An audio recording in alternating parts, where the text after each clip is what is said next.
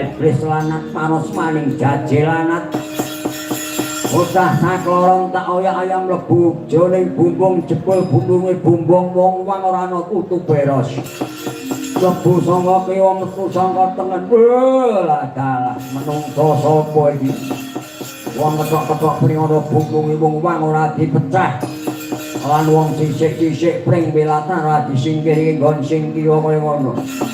Para Butara Butari sapa wong sing ketok-ketok pring ana bumi ora dipecah lan sisik pring ora dikumpulke sing kene iki sultan rezekine kenambas rezeki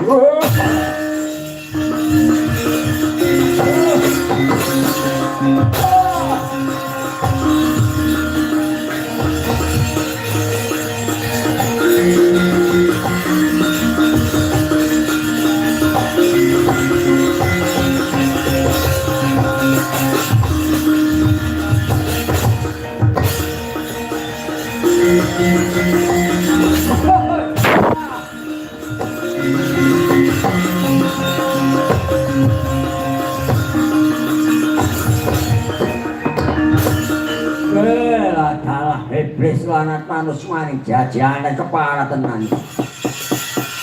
Bocah sakloron ya kuwi nduk Widyawati Wahyu Tamilan Kuwi Bisana Wahyu Tama tak oyak mlebu nang omah. Alang-alang tak tutup jebul metu nggon tutup kaya iki wae lah dalah sapa ngatasi kayu omah.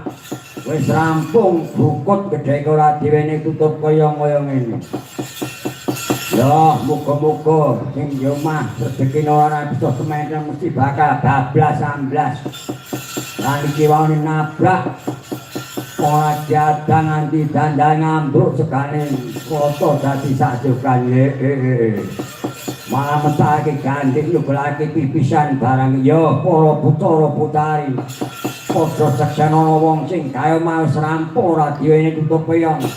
Lan yen ana wong adang nganti ngebrukke dandange metake gandeng nuklake pipisan janjra dirwat dadi paning perkara-kara.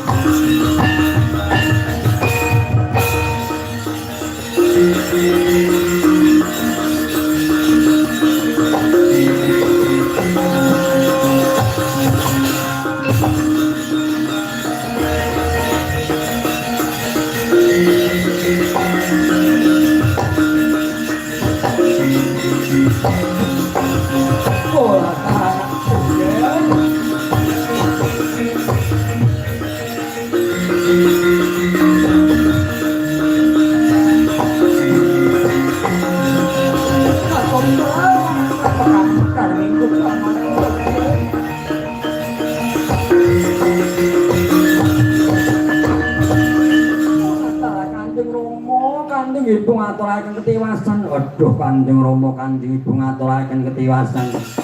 Kula badhe siram jamas wonten teng Sendari Nirmala.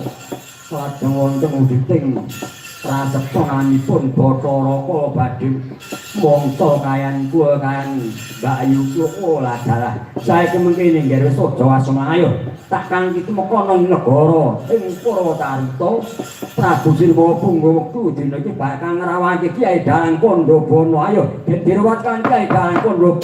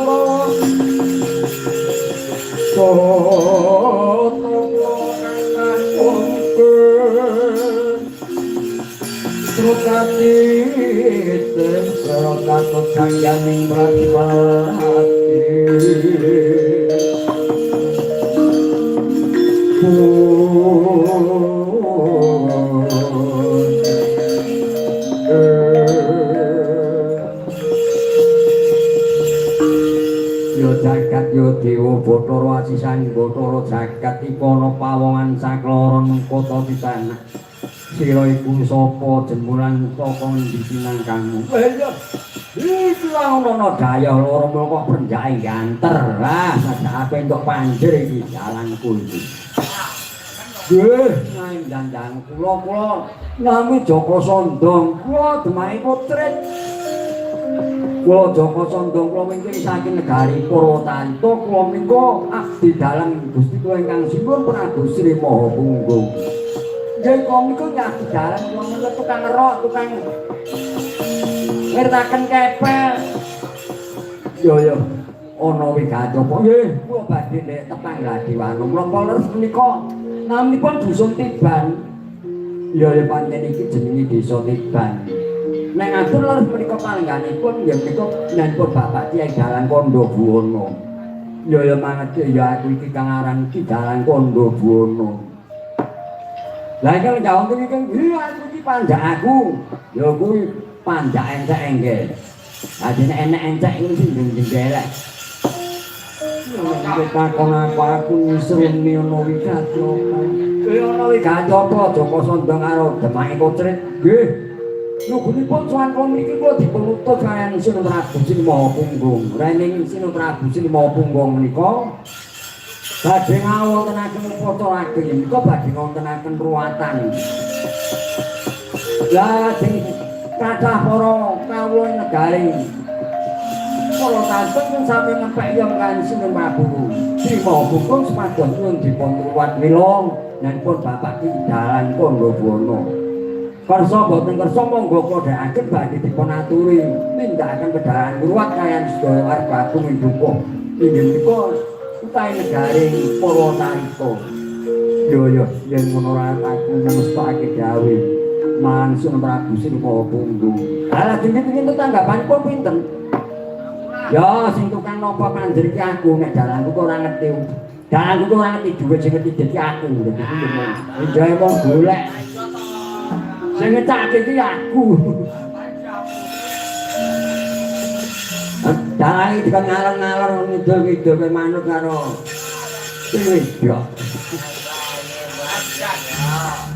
Ya pinten juta tang wis saiki wis para tanggapan adi rembug dalang wis anake mung saron kepenak mergo tanggapan sithik ya didom sithik tanggapan oke ya didom oke wong sithik iki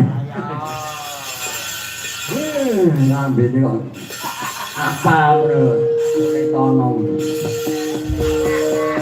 apa samune cengkir ngono ae wah lah cengkir pinten itu pinten truk ngoten cengkir iki gede kenceng ing pikir lho nang tekan ndukur dapur ngono.